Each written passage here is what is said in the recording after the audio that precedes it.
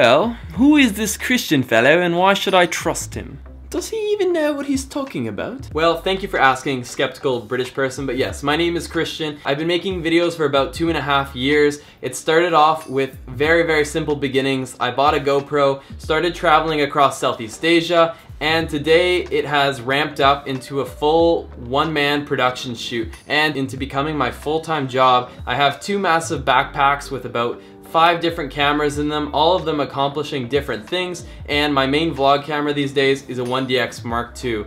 I've pretty much owned or used every single mainstream camera that has come out over the past 2 years, and I have a lot to say about each and every one of them. Now it's time to jump into the video and figure out which of them is best for you.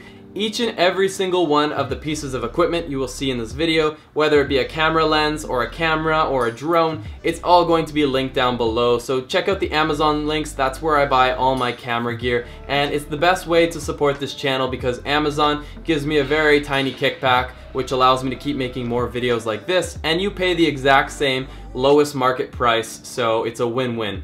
Let's hop into the video. Let us start in an order that makes sense. I think it makes sense to start with the beginner cameras, also known as vlogging cameras, move our way into the intermediate, amateur to semi-professional, and then we'll work our way into the professional gear like the camera that I'm filming with right here.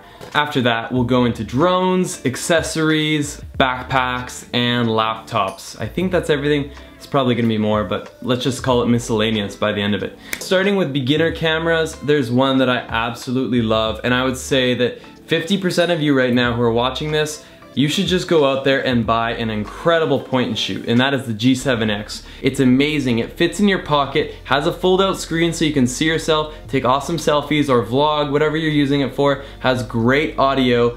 One shortcoming is wind, so it does get that wind noise like it's like really terrible sound, but if you put a little dead cat or a wind muff, you stick it on top, it actually helps cut out the wind noise, which is great. Has amazing low light performance, decent battery life. When we start comparing to the other gear we're about to get into, it is considered affordable. And now the great battle between the tiny point and shoot camera, there is a rival to the G7X known as the RX100 lineup. And now you've got the RX100 Mark IV and the Mark V just came out. The Mark V is literally like the price of 2 G7Xs, and I don't think it lives up to that price tag. The RX100 Mark IV is a closer competitor for price, and I still don't think I would go the Sony route, to be honest. I don't like the way the Sony footage looks. There's just something different about the color. It feels colder. It feels not as natural. There's something about it. And the RX100 has a very flimsy flip out screen. It feels like it's gonna break. The G7X just feels beefier. And if you're like me, your vlog camera is gonna take a beating. It goes with you everywhere. I think the G7X is my go-to camera. Also should be noted that there is the G7X Mark II. I don't think there's any real build on the G7X. It's basically the exact same camera with a higher price tag, and I can confirm that as I've used both of them quite extensively. If you're on a tight budget, not worth the additional money. This right here is, of course, probably one of the most recognized cameras. This is the GoPro Hero 5. I also have the Hero 4. I've had lots of GoPros, and these are fantastic cameras. But if you want to take your photography a little more seriously, your video a little more seriously, you want to have more control over the story you're telling, the GoPro just gives you the wide angle, and that's very limiting once you start becoming a more developed photographer, videographer. So for one thing, this is a fantastic all-around camera for the person that's going traveling, wants to make sure they have this robust camera, that they're not worried about breaking, not worried about water damage, because the GoPro is great for the underwater stuff, the action stuff. It really doesn't miss anything, and it's always in focus. Also a negative thing if you're wanting to be on the higher level of photography, but I gotta say I love this camera, and this was where I started my career as a YouTuber. I used to vlog entirely on the GoPro. If you want to see that, you can go back and see the limitations of it, but it did get me to where I am today. It's a great camera. GoPro has recently released this thing right here. Just pretend it's in. One of the worst things about the GoPro, if you were trying to vlog especially, was the terrible shake, because it's such a small camera. Now, it's completely stabilized when you're vlogging, when you're shooting slow motion, it looks beautiful. So these two things together, amazing. Canon also released this camera right here. Right now it's on a GorillaPod, another accessory I recommend, but we'll get to that later. This is the M5. I bought it thinking this would become my new vlogging camera. I was like, this is great. It's a little bit bigger than the G7X, but at least it will give me performance enhancements. All this does is it gives me noisy footage. Okay, maybe I'm being a little too harsh on it, but you know, this is the following day, better light, the sun is up, so you don't see as much noise. But last night, the lighting wasn't that different, and I paid a lot of money to buy Canon's vlogging lens. This is the 11-22, it's for f4 to 5.6, so it's not very good for low light, and it really shows. So I'm a little disappointed. I think it should do better with low light. This camera doesn't fit into my mix. It's not my camera because I vlog with that beast right there, the 1DX Mark II, which is ridiculously heavy and big. But this camera, in the right lighting situation, can be a good camera. As you can see, I've plugged in the Rode mic now. This is with the professional audio, and you could never pull that off with the G7X. You can't get that audio quality. But keep in mind, you have to drop another $300 to get a good mic, or spend about $70 and get this mic, also better than the G7X in-body audio. You've got the flip down screen, which flips down, which is annoying because if you have a tripod, you can't see yourself because the tripod stand is in the way. As much as I love my Canon cameras, I'm not gonna just say that they're the only option. There are great competitors. Sony makes some fantastic cameras. Cameras that, although I've never loved, I know people that do. A camera that actually rivals the M5 right here is the A6500, and my friend used it, I played around with it. It feels very much like a toy in the hand. It's a very low build quality, very plasticky and more expensive than the M5, about $300 US, maybe even $400 US more. But one fantastic thing that it can do that this camera comes nowhere near is slow motion. And if you're a videographer, slow motion is such an amazing storytelling tool. You can really capture emotions, moments, and the A6500, 6500 can do slow motion in good lighting. Now, it doesn't do a very good job once it gets dark. If you don't need slow motion, I would say the M5 is just as good on every aspect. And one of the things that the Sony doesn't have is a tilt down screen, which is quite frustrating if you're trying to vlog and you don't know if you're in focus. But then again, the A6500 has fantastic autofocus, some of the fastest in the industry. So I don't want to bash Sony, although I don't like the way the color looks. The amount of color grading that's required for Sony footage is much greater than what comes out of the Canon body. So now there is one final contender to take on the M5, and that is the Panasonic G85. Very similar body type, similar size, similar results, a few differences. Alright guys, so this is the audio without the mic, but I have to say, look how stable the image is. The main differences are that the M5 has better autofocus. So right now my face is really nicely focused now that there's good lighting. With the G85, I found that it was searching for focus a little too much for my liking. One nice thing about the G85 though is that it has 5-axis stabilization. The M5 stabilizes using digital zoom, which is not as ideal as an actual stabilizer. That is definitely a great thing that the G85 has on the competition. The G85 also shoots 4K, the Sony shoots 4K, and Canon does not like to give people 4K, so you will not be able to shoot 4K here. Just realize that literally to this day, I shoot 1080 almost all the time. I shoot 4K once in a while, but it's basically not there yet. People aren't ready for it. Most people's screens don't handle 4K. Most people's computers won't do well with rendering 4K files. So for most people, 1080 is okay. But if you want to future-proof yourself, get a 4K camera. So at this point, you've probably noticed that why does the backdrop keep changing? That is because I've come back to this video like 5 different occasions to make sure that I get this conclusion right. To conclude, if you're a beginner filmmaker and you just want to get going, you want to take some cool photos, take some cool video, and you want a great narrative tool, well then check out the G7X, because with the flip down screen, the amazing portable size, and of course the relatively affordable nature of the camera, it is a fantastic first camera, and you can learn so much by getting started with this camera. Even just teaching yourself how to use Final Cut Pro or Premiere Pro with the G7X, you will not regret starting with this camera. Now, if you want to step it up and take vlogging to a whole nother level, well then check out the M5, because in my opinion, that is the best narrative camera on the market. If the focus of your vlog is purely storytelling and you want to share what it's like to go through your daily life or your experience of being somewhere, the M5 will be fantastic for that. It has great autofocus, and as long as you're not doing too much shooting in low light, you will love this camera. Now, why did I not give it to the G85? It simply could not keep up with the M5 in doing the main thing, and that was storytelling.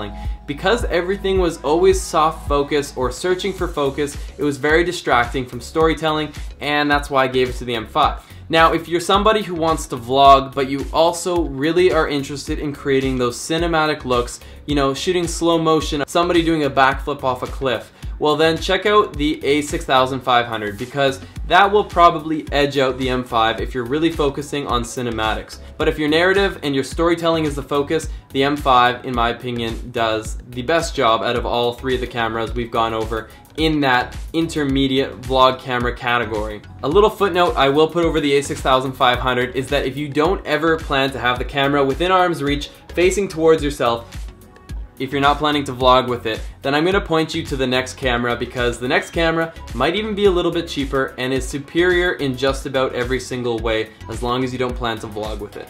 Stepping it up a notch to what is my favorite camera in the entire world, when you consider the price and the performance, it goes down to the GH4. The Panasonic Lumix lineup, they are amazing. And I gotta say, it's incredible that they don't charge more money for those cameras, because it is so much power packed into a tiny body for a very reasonable price. And one of the coolest things is, I'll show you this. One of the best advantages is the lenses. This right here has a way crazier zoom range than this lens right here. And look how tiny it is. The Panasonic camera is literally about half the size of your Canons, about the same size body as the Sonys, but the lenses, they're about half to a third of the size and still have longer zoom ranges. Now, not everything is perfect in the world of cameras, but literally for every downside to the GH4, there's 1,000 positives. If you're wanting to get into filmmaking and have something that's great for traveling, incredible battery life, 4K, slow motion, it is right here with the GH4. I used the GH4 for literally an entire year. It is what got me to be a better videographer. It gives you everything you need to basically get from that amateur to semi to even professional level. The results you can pull with the 4K footage, the slow motion, you can do so much and get beautiful results. Now, what are the limitations? Low light. The sensor is about this big on the GH4, the Panasonic camera. On a Canon or a Sony, the sensor is literally like 4 times larger. That means more light can get in. The low light on the GH4, it shows that. It shows that there's less light being received. Another downfall of the Micro Four Thirds lineup, the small sensors, is that things are double. So even with a wide angle lens, you double it, the 7 becomes more like a 14, and when you're shooting at the 7 or like the 14, it's really warps. So for those reasons, if you're shooting a lot of wide angle stuff, you do not necessarily want to use the Micro Four Thirds lineup. One of the other downfalls, in addition to the low light, there are some lenses that will still allow you to get those remarkable low light results. Other than that, the GH4 does everything ridiculously well. Another benefit about the GH4 is the flip out screen. It reciprocates, it rotates, it literally allows you to position it wherever you need it. The newest sibling to the Lumix lineup just got released, and that is the GH5, and it's been reviewed phenomenally. I'm gonna link it down below if you guys wanna check out that camera as well. Everything that was good about the GH4 and made a little bit better. So I'm gonna say right now, the GH4 will get you everything you need, but if you wanna top it off, get something a little more expensive, a little better, the GH5 does everything phenomenally, except for autofocus, where that's something that it kind of lags, and everyone who reviews it says they're not impressed with the autofocus, but everything else about it, massive, incredible performance. Going up significantly in the price category, we are now going to Sony's lineup of the a7S II and the a7R II. A7S is for videos, and a7R is for photo, but also does video very well. They both do photo and video, but they each specialize in one side of the equation. I must say that I owned the a7S II for a solid month. It was not a good investment. It was not worth the money because I was trying to use an adapter. I used a Metabones adapter to adapt to Canon glass. Basically, I was taking Canon glass and putting it on a Sony camera, And although, yes, you can technically do it, I don't recommend it at all. Especially if you're like me, you're a run and gun kind of guy, a one-man production. I had so many shots that were out of focus. You lose autofocus if you're using the A7S II and a Metabones adapter, and the end result is just not as good. Unless you have the time to make sure each of your shots is tack focused, you won't get good results with adapted lenses. Now, if I were to have bought all Sony lenses, I may have had a much better experience with the Sony, but I will still say that comparing to my Canon lineup that I now use, the Canon camera I'll get into in a sec, I still don't like the A7. It was a much weaker build quality. Within no time I had dents in the screen, dents in the body. The back reciprocating screen only goes out a little bit and it feels like it's gonna break like from the moment you buy it. So I just didn't like the feel of the camera. I also don't like the colors. Each camera you'll notice they have different color configurations, and I did not like the neon kind of harsh feeling Sony colors, and for that reason I'm not a Sony believer, but I do know lots of people that use it and get incredible results, guys. Let's be honest, Sony makes great cameras, so don't take my negative impression of the camera and think that this is not the camera for you, because it might be. Let's talk about the positives. We've got incredible low light performance, arguably the best in the industry. Because you've got a full frame sensor and some crazy Sony magic, they've been able to basically see better in the dark than you can see with your human eye, which is crazy. Another thing that's great about the A7S II is the in-body stabilization. So it actually has a sensor that's on this axis, and so let's say I'm walking and vlogging, the A7S II will compensate for some of that jitter. That's an amazing thing that the GH4 doesn't have, my Canon camera I'm vlogging with doesn't have. They've got really awesome slow motion.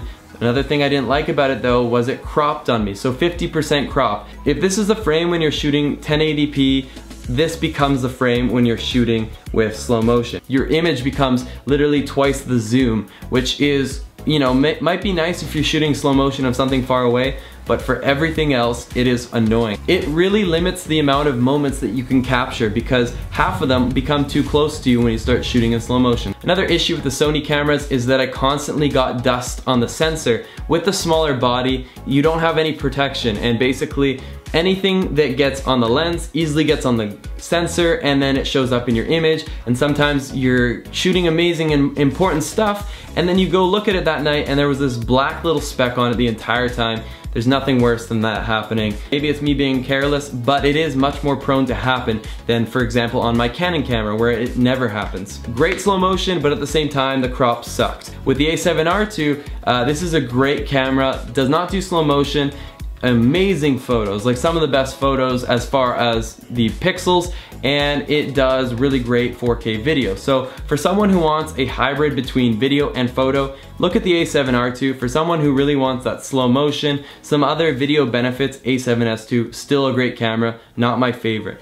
Taking it a step up to the professional and maybe overkill grade, this is my vlogging camera. I'm one of the few people that vlog with a 1DX Mark II, but it is the most amazing camera I've ever come across. It has almost no shortcomings. I can't even believe I bought this camera. It scared me when I invested in it, but I'm so glad that I did. You get what you pay for, let's be honest, and this camera right here has my heart. There's so many benefits. Before I was carrying the A7S II with a 5D Mark III, which is Canon's amazing photography camera, but I was going between cameras, one for photo, one for video. Well, now with the 1DX Mark II, I literally am able to do photo and video on the exact same camera body. That means I don't have to constantly change the lens because, oh, now I want to take a photo, oh, now I want to take a video, put the lens back on. That got so irritating. Now, something that's almost only on the 1DX Mark II at this point is 4K 60 frames per second, which means you can shoot beautiful 4K footage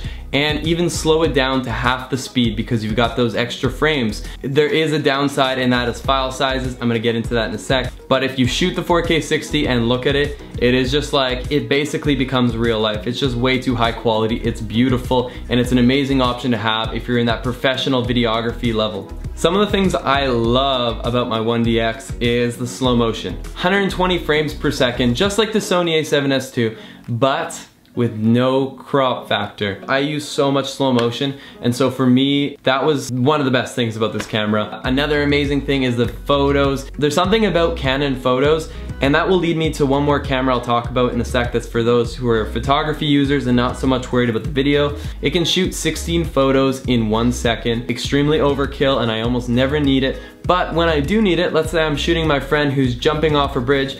I mean, like, you know, like the good kind of jumping off a bridge, not to... I can capture every single one of those moments as he does a backflip. Or if you're shooting a wedding and you want to make sure you don't just get a moment, but the moment, you can make sure that every single like fraction of a second you have in your camera in a beautiful photo, and there's no compromises made. It's absolutely fantastic for that. One thing to be said about the 1DX Mark II is that it is heavy. It is probably maybe about 4 pounds, I'm just guessing. It's literally like twice the weight of the A7S II. It's probably close to 3 times the weight of the GH4, but you're carrying performance. You're literally carrying the thing that allows you to create the best picture, the best videos, and it's so worth it. It's also kind of cool. Like at first it was a bit annoying, but now I just feel cool carrying it. Like I feel like it's almost like a status symbol. I'm gonna be honest and admit that it does feel really manly to carry this camera around. I was almost done with the 1DX benefits, but I totally forgot one, and that is probably my favorite thing about this camera.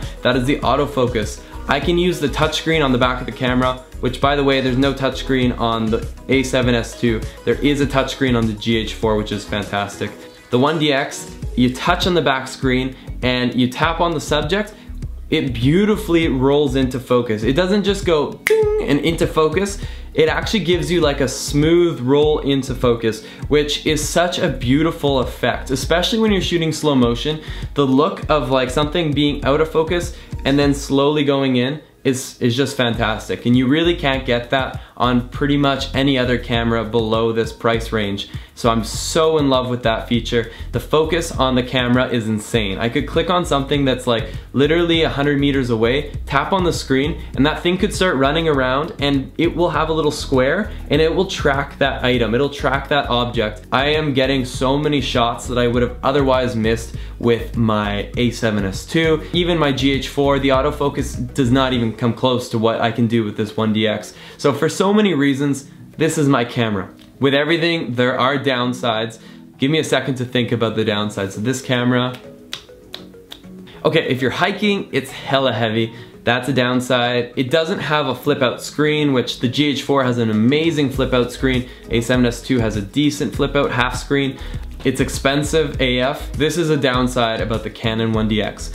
Now you could argue it leads to performance, but it's probably, from what I heard, just old school codec that they need to update. But basically the files I shoot on this camera are stupid big, like ridiculously big. If you go to the maximum setting, you could literally shoot 1 GB of information in 10 seconds. Now that's 4K 60 frames per second, but still, it's just massive files, really big. But the 1080 looks beautiful. I gotta say, that's pretty much the only version I shoot. I'm starting to dabble with the 4K, but the file sizes are just killing me, so I don't know if I'm gonna keep doing it. Also, a downside is that you have to buy CFast cards, which are, you're probably like, what is that? That's a really expensive memory card that allows you to record the slow motion or the 4K 60 frames per second. Literally 350 bucks for a 128 GB memory card, which is absolutely astronomical. Everything that touches this camera becomes extremely professional grade, professional expensiveness. So memory cards, batteries, everything is like, oh, don't just go buy this because this is my favorite camera. Make sure you're buying this because you have the money and you need it for your use. There's definitely cheaper cameras. The A7S II could be your camera. It does a great job. You have some compromises, but you're saving a lot of money compared to this one. Now, if you're a photographer and you want the best photography tool out there, this right here is the thing that you need to invest in, and I like say that with conviction. That is the 5D Canon lineup. Oh my gosh. You take photos and they literally look better than the moment was in person. Things kind of pop out of the photo. With a nice lens, like, you can achieve the most incredible photography. Photography is a skill, and an expert can make a good photo out of almost any camera. But with the 5D, you basically make yourself a semi-amateur to professional because the quality of the photography is just so incredible. The photos you can achieve with it are insane. So I gotta say, I use the 5D Mark III. You can find them used on Craigslist for incredible prices. You can buy them new in the links down below. I gotta say, it is a solid camera. It shoots decent video, good video, like 1080/30, a little soft for my liking, but still good. Now, if you want to have the best photography mixed with even better video, there's now the 5D Mark IV, but it doesn't shoot slow motion. It shoots great video. If I were looking at my needs, I would still go with the A7S II or the GH4 because I'm more focused on video. But if you're really focused on photography and want great video as well, 5D Mark IV is a great camera, a little bit expensive though. Now to conclude on the semi-pro to professional cameras, 70% of you guys, even maybe 90% of you guys, you will be so happy with the Lumix lineup. Whether you get a GH4 or a GH5, it gives you so much to work with. If you're somebody who's new into the videography industry and you really want to take it seriously, the GH4 is an incredible foundation that will give you everything you need to become that professional videographer one day. The GH4 and GH5 give you so much that you can really push it to its limits. It's a fantastic camera, especially if you're on a budget. To differentiate the GH4 and the GH5 and who should get it, if you're a vlogger, you gotta get the GH5 because it has in-body stabilization. I've tried vlogging with my GH4 before and the end result was not pretty. There was simply too much shake due to the lack of internal stabilization. As you already know, it doubles the focal length, so you've already got a camera that's trying to shoot narrow instead of being extremely wide. So for those two reasons, the GH4 had a challenge, but at least the GH5 had the in-body stabilization to allow you to vlog with it, and it can be argued the GH5 is a fantastic vlogging camera.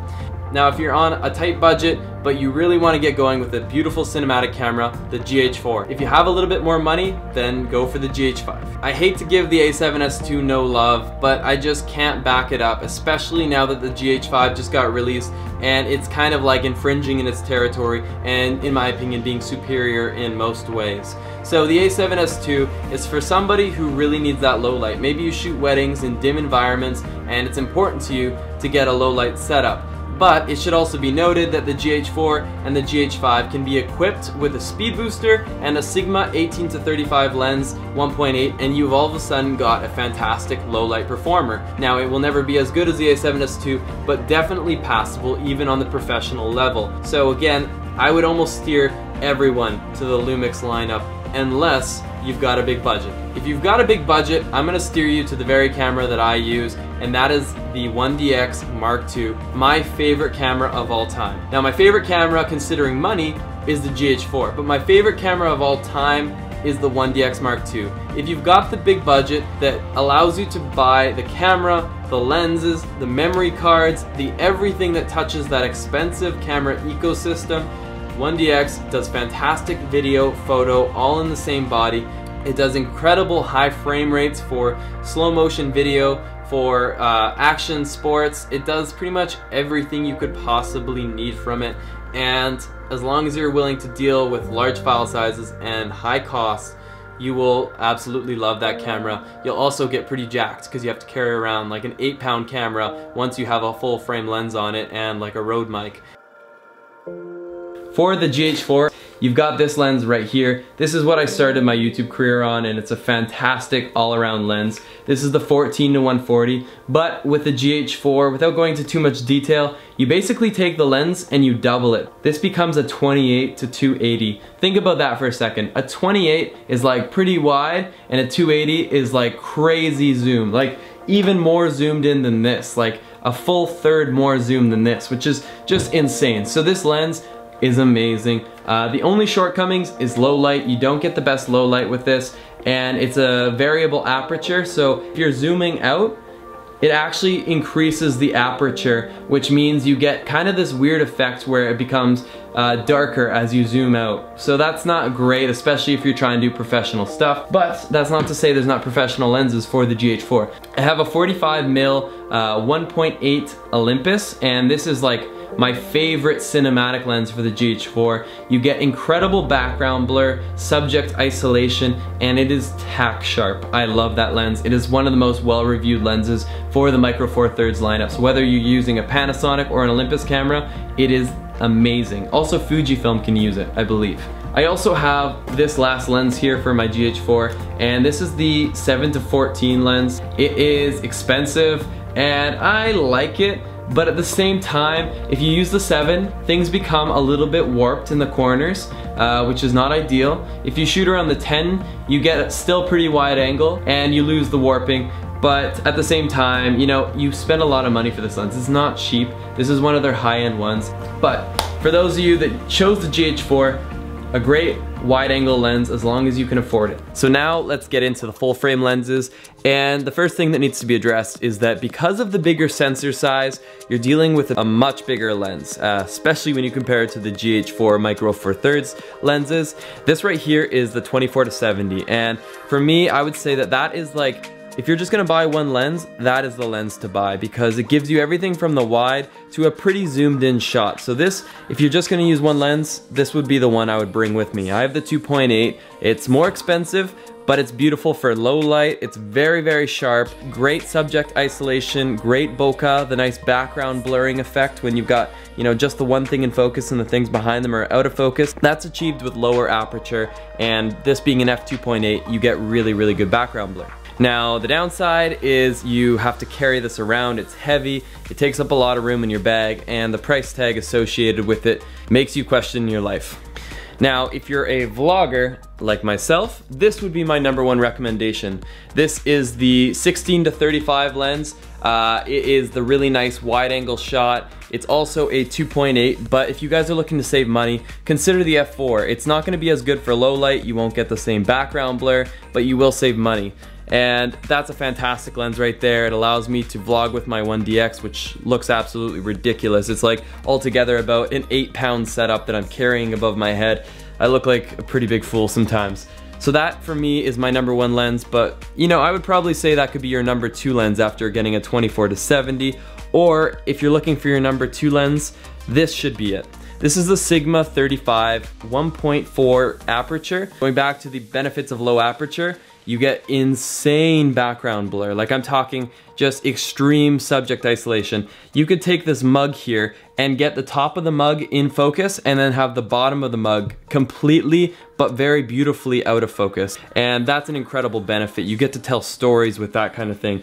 The end result of shooting 35 here and shooting 35 with this are two very different results. So they're completely different lenses. This is a prime lens, meaning there's no zoom. You're stuck at 35, but it's better to be amazing at one thing than to be good at everything, and that's what this is. Zoom lenses are never gonna get you the best results because they're good at everything instead of being fantastic at one thing. Another lens that I love is this one right here. This is my 70-200. This is actually an f4, not the high-end f2.8. So it is smaller actually. It's about a ½ kilogram smaller, which is great because I carry all my camera gear on my back at all times. But it's still heavy, it's still big. It has internal stabilization, which is fantastic when you're shooting at that long range because, as you probably understand, the longer the range, the more the movement of the camera shows up on screen. So with a wide angle lens, it's not as noticeable. When I'm zoomed in, the slightest movement of my camera creates a lot of movement on the video.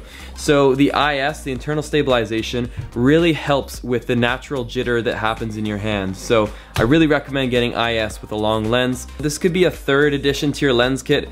I think that for me, I probably use this lens the least, but I do like having it for the chance that something is out of reach, something is really far away, and I want to shoot that. Now, the newest addition to my lens family is this bad boy right here. This is the 100mm macro lens, and what that means is I basically can shoot this far away from something and get the most intricate detail. So I could shoot somebody's hand and I could see like the follicles, I could see the veins, I could see the indents in the skin, and like that's something that you can't achieve with a non-macro lens. So again, it probably raises the question, why would you get a 100 when you could just buy this lens that's a 70-200 and you know, you can shoot the 100 with this. This thing is fantastic at one thing and it shoots at the macro. You get that really amazing up close shot that you can't achieve with other lenses, and this is probably like one of the #1 storytelling lenses. There's so many details that you can pick up. There's so much you can do to make someone feel like they're in the moment using this lens. They're heavy, they're expensive, but they're investments, and one of the great things is while, you know, my 1DX Mark II may be outdated in 2 years, these lenses will not be. Lenses are almost investments for life. There's not much that humans can do to improve lens technology, I think, and so these should be pretty solid investments. Basically gone through all my lenses. Let's quickly talk about this thing right here. This is my favorite camera in my entire arsenal, or it's at least the most fun camera in my arsenal. This is in my arsenal. That just sounds really weird. Maybe I won't use that. This is my Phantom 4 Pro. This is the top of the line consumer drone that DJI sells, and it's fantastic. They upgraded it over the 4. They added better photos, way more megapixels in here. I think it's at like 22 megapixels, which is insane quality. That kind of quality was not achievable with any other drone other than professional grade until now. I'm in love with this drone. It's got great obstacle avoidance, which honestly I always turn off anyways, probably not smart. It's got amazing 4K footage, and the footage does look better than any consumer drone. Again, the upgrade that they made with the Phantom 4 Pro is definitely, in my opinion, worthy of the upgrade if you are doing this for a living and not just a hobbyist. If you're a hobbyist, don't even think about upgrading if you have the P4. They are both solid drones. Now, if you're new to the drone world and you just want to get going, you want to get flying, this right here is the Phantom 3. You're probably like, wow, that's a beautiful drone, and that's because I decked it out. I name all my cameras by the name of something turkey, and this one here is the drunk turkey. It doesn't really fly straight anymore because it's super old. The Phantom 3 standard is super cheap, and it's a fantastic camera on there. I have to say, the camera on that one will even rival the camera on this one right here. This is the Mavic. This is the most popular consumer drone on the market, hands down. This is probably the drone you're gonna end up buying. Boom, done. Like under 5 seconds and you're set up. With any other of the Phantoms, you have to pop on the props, you have to take off the little gimbal guard. By the time you do that, it's about like a minute later. So, you know, if you're constantly taking it in and out of your bag, I love this drone. The camera quality is really good when you consider it's this big. But think of it as this is a cell phone flying around, getting decent footage like a cell phone would. This is like a flying around G7X, you know, like a point and shoot camera with wings. They're two very different cameras. Also look at the size of this one, but the camera's great and the price is more affordable than the Mavic. So everything pros and cons. The last drone is this one right here. This is the GoPro Karma, and you know what? I can't wrap my head around why I would bring the GoPro Karma with me. That's the unfortunate truth about it. You know, it's not gonna outperform my Phantom 4 Pro, which is also very large and kind of annoying to carry around. But, you know, the Karma is not easy to carry around either. And here's the dilemma with the Karma, in my opinion. It is not small. You're making a sacrifice by carrying that around. Just like I have to make a sacrifice by carrying the Phantom 4 Pro around. But the Phantom 4 Pro outperforms the Karma in every single way. Now, if I am to compare the GoPro Karma to the Mavic, this one right here, similar price, much different size. I'm not making a sacrifice by carrying around the Mavic. It almost takes up no room, and that's just fantastic. And for that reason, I can't give a solid recommendation on the Karma unless you are a user of the GoPro. If you've got a GoPro and you're like, oh, I love the way the GoPro looks, then that is your drone right there. It's a phenomenal drone for the GoPro user. It also comes with this handy dandy gimbal. As I mentioned before, these two things mixed together are insanely awesome. The gimbal with the GoPro, included with the drone, you've got this amazing setup. It becomes more than a drone, it becomes an entire film setup. So for those people who want the full film setup, because you can't do everything with the Phantom 4 Pro or with the Mavic, but you can do pretty much everything if you want the GoPro Karma setup with the GoPro. To conclude on my favorite cameras of all time, the drone category, I'm gonna say that 90% of you are going to get the Mavic and you're gonna absolutely love it. It is so portable, it's so brainless, you just like put it in your backpack, it just folds up, you set it up in 5 seconds, it's ready to fly. So for convenience sake, for the sheer power, it's got obstacle avoidance, incredible battery life, 4K video, the Mavic is gonna make all the consumer people happy. They're gonna love it. It has the most positive feedback of pretty much any drone out there. Now, if you're in that prosumer professional level, then I will definitely steer you away from the Mavic because again, it's flying a cell phone or flying a point and shoot camera, and they're two very different results. The camera is substantially different on the Phantom 4 Pro, and I gotta say my Phantom 4 Pro is my favorite drone of all time. It is so powerful, the video it shoots is so beautiful, the photo shoots are spectacular, and I could not rave about that drone enough. It is my camera because I am at a professional level, but the Mavic is going to be the drone for most people. So that is the conclusion on drones. Everyone is making the push for stabilized footage. So yeah, you can take footage off of your Sony or your 1DX and you can put it into Premiere, Final Cut, and put on warp stabilizer and, you know, stabilize that footage. But nothing will ever beat the result of what you get by having a dedicated gimbal to make sure that your camera actually has no shake. You can't beat that. Especially when you double up, when you stabilize the stabilized footage, it's like a whole nother level. This right here is what I started with. This is what most of you will probably start with as well. It's a fantastic option. That's the Glide Cam. It is nothing more than a counterweight system. It uses some ingenious dude who was like, physics bro, and he invented this machine. The camera, theoretically, if it's well balanced, will stay fairly stable. I'll insert some footage here to show you. I don't think I stabilized it as well as it should be because you do see a bit of tilt here, but that was shot on the exact same Glide Cam with a GH4. Once I decided to try the electronic version of the gimbal, I got the iCan EC1, and I have to say for the most part, I was fairly impressed. It's not a perfect machine, but for the price, it does a really good job. So you'll see here, I'll insert footage, that when you don't use slow motion, you see quite a bit of jitter. And that's because I had a Sony a7S II with a Canon glass and an adapter on it. So overall, a very heavy camera setup. And I pushed that gimbal to its limits, as you can see. But the awesome thing is, if I put it in slow motion and then put stabilization on it in post-production, it turns into a beautiful shot. And even if you're not shooting slow motion, the stabilization makes a massive difference. Slow motion is like also one of the best friends to any filmmaker because it really helps create stabilized shots. Now, while I loved my EC1, I upgraded to a bigger beast here for my 1DX Mark II. This is the Ronin M, and I gotta say guys, this is redefining what the future of my footage will look like. It's a pain to carry. It currently straps to the back of my bag, so I've got a massive bag with like 30-40 pounds of equipment, and now I've got a 5-pound gimbal on my back strapped around the bag.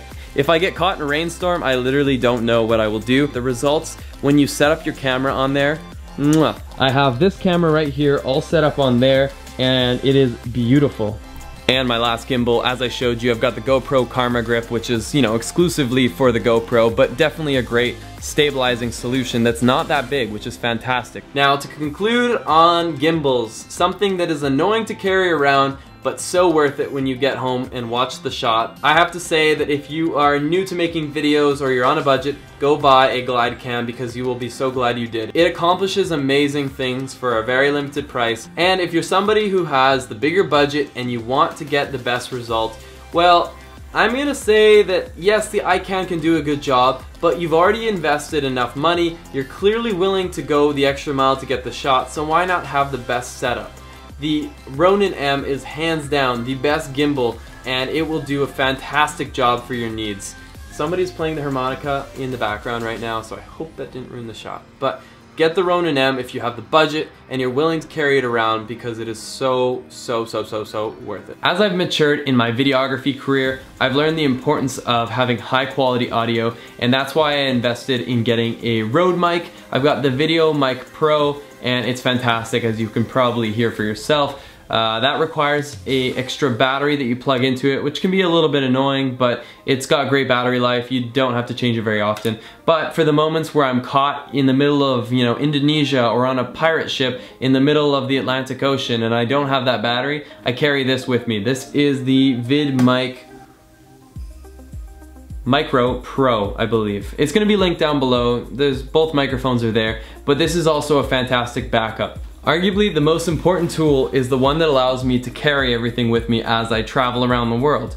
And this right here is my bag of choice. This is the Manfrotto D1. This thing is an all-star. Like literally, the amount of things I can store in here is insane. I got my Phantom 4, it's built for the Phantom to sit in here. You got 2 batteries, you got the controller that goes up here, your laptop slot in here. You can fit like an entire GH4 and all the lenses for that camera in here. I don't use my GH4 anymore, so I end up storing all my Canon lenses in here. I either carry my 1DX or I need a second bag now because it's just too much equipment. But it's got all these awesome pockets where you can put ND filters, you can put extra batteries, chargers. I can literally fit everything I use these days into this bag as long as I'm holding my 1DX in my hand. The 1DX will not fit in here anymore. Another fantastic bag is this Low Pro right here. I've pretty much hollowed it out. You've got more compartments and it's Velcro, so you can customize how you set up the back here. But I can fit my 1DX in here, which kind of says for the size.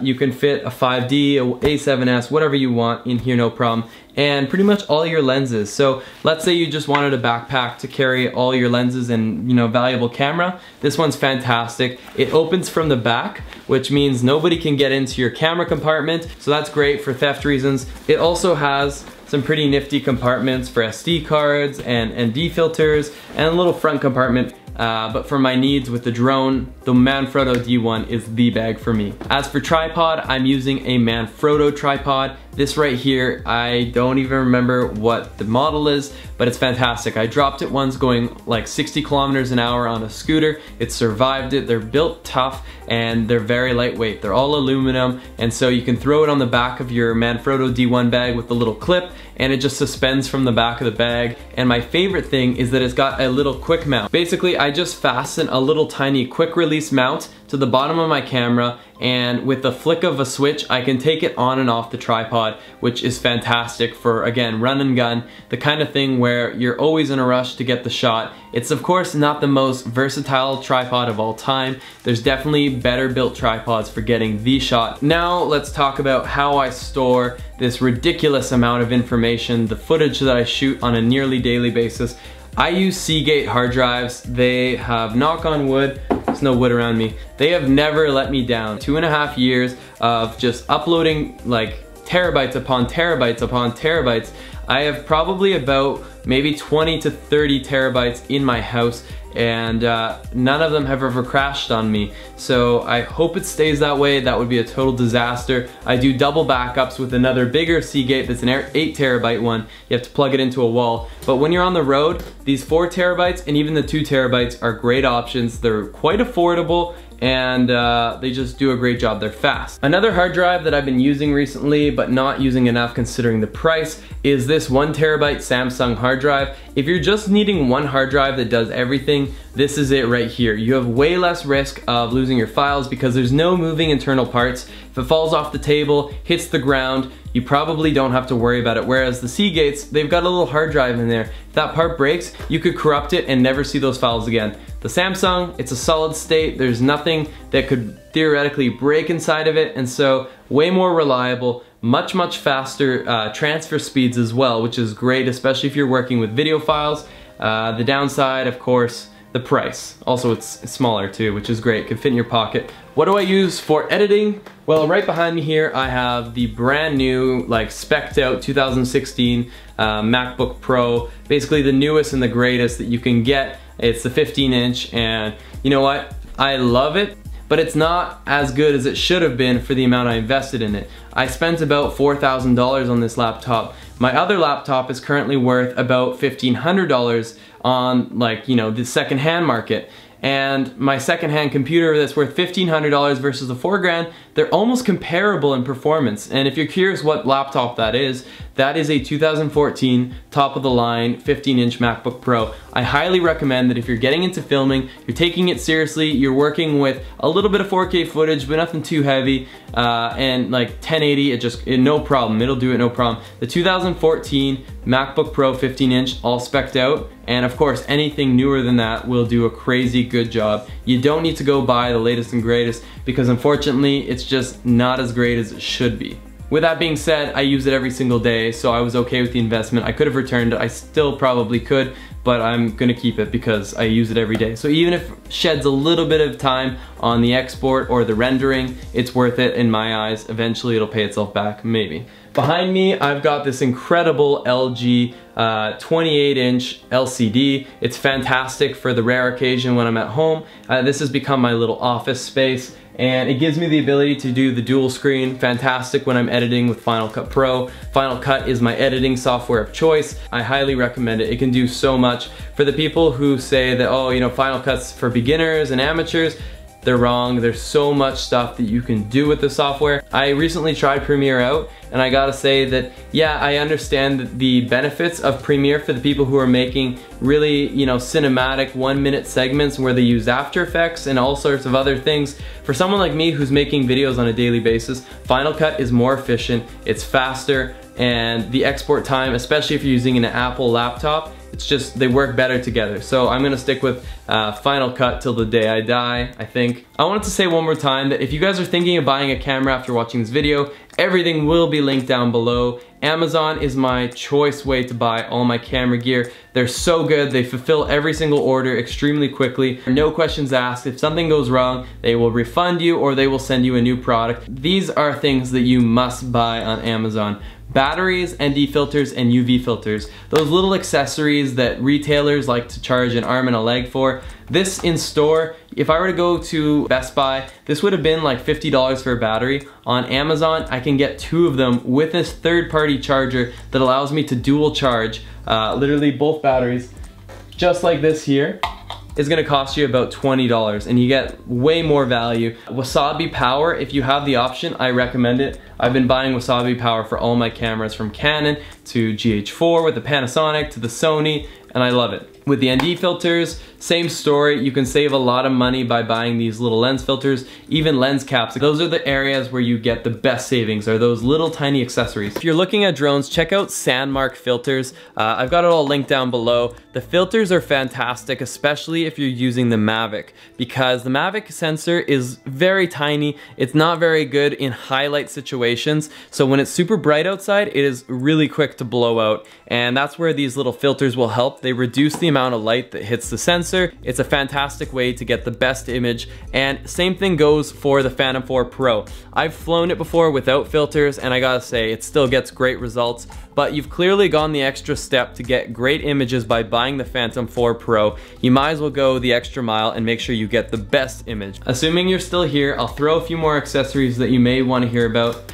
So this right here is just a little low pro box, and this box here is fantastic. It actually fits in that upper slot for my Manfrotto D1 bag. So that's where I used to put my GH4 and all 3 of the lenses. GH4, 3 lenses. That's how small that camera is and still gets incredible performance. Honestly, I can't rave about the Panasonic camera enough. If you're looking to get into videos and take it seriously, just go ahead, start saving for the Panasonic GH4 and your first lens, and that will get you to where you want to be. That is such an amazing camera. This right here is a Deca pack, and it is waterproof, but just know that you're taking a risk every time you put it underwater. Now what this is great for is, let's say you go to a water fight, where I was in Thailand for the Thai New Year, and for Songkran, people have water guns, buckets, they're getting everyone soaked, but I'm not submerged underwater. This is a great option, and the nice thing is that you'll never find out online.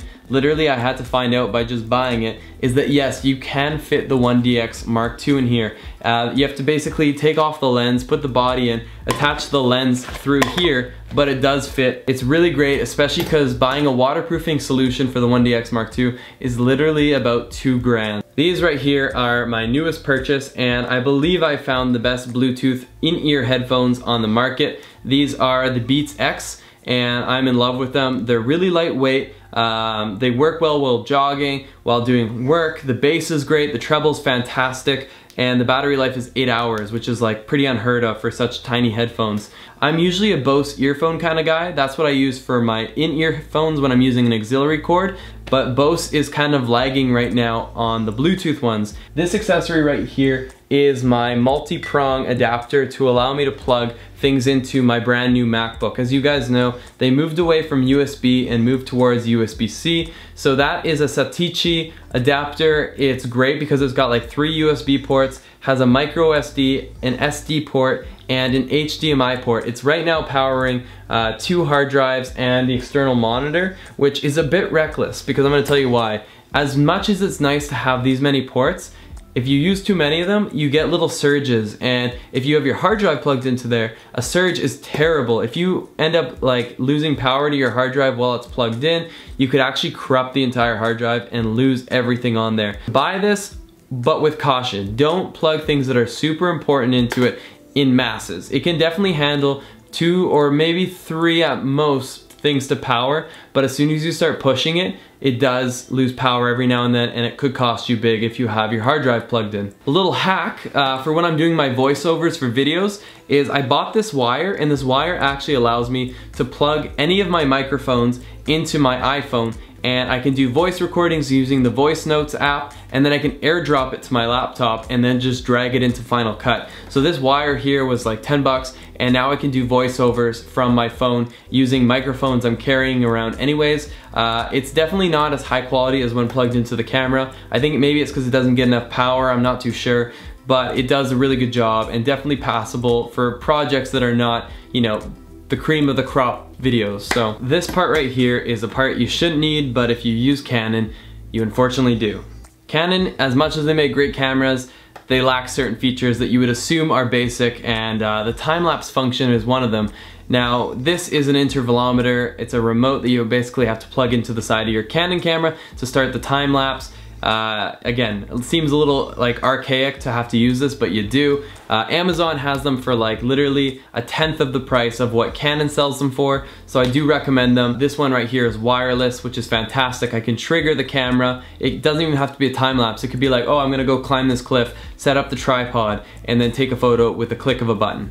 And my last toy, one of my newest additions that I'm really excited about, is my motorized slider. You set down your camera on this mount, and with it there's a motor that slowly and smoothly slides your camera across, and you can set the speed to be quick or really slow, and if you're shooting a time lapse, you get this nice effect of not only the subject moving, but also having the camera slowly and in a controlled way move with it. I haven't been home long enough to really use it, but I'm excited about it, and it seems to be really great for the price. If you're curious, link down below as everything else. Lastly, this right here is another form of tripod that I use. It's a Gorilla Pod. I've got like 3 of them in different sizes, and I do recommend them. They're really, really versatile and nice to just have around with you. Yes, I quite like this Christian fellow. He did a great review on all of his camera equipment. I hope that's the skeptical British person by the end of this video, because after nearly an hour, we are just wrapping this up here, and I really hope you guys found this beneficial. I hope you guys know what camera is best for you, and for the very last time, I will be mentioning that every single piece of equipment is linked down below, and it is the best way to help out this channel, and I love and appreciate every single one of you guys that do. Thank you so much, and guys, if you're new here, hit that subscribe button because I make informational videos on a weekly basis. Hit that bell button so you can be updated when I post new videos. If you want to see one of my most recent Hawaii videos where I use the Phantom 4 Pro, the 1DX Mark II, the Ronin M, and a bunch of awesome lenses, well then check it out because it shows you what happens when you put all this camera gear to use and push it to its fullest potential. If you think you can contribute to other people's questions as well, I definitely encourage you to do so. Share your experience. I am just one man's opinion, and we are much stronger as a group, so I would love to hear from all of you. If you have stuff you want to add, definitely contribute and get involved in the conversation. Thank you so much, guys, and let's get lost again in the next one. Let's get lost again in the next one. Let's get lost again. Let's get lost again in the next one.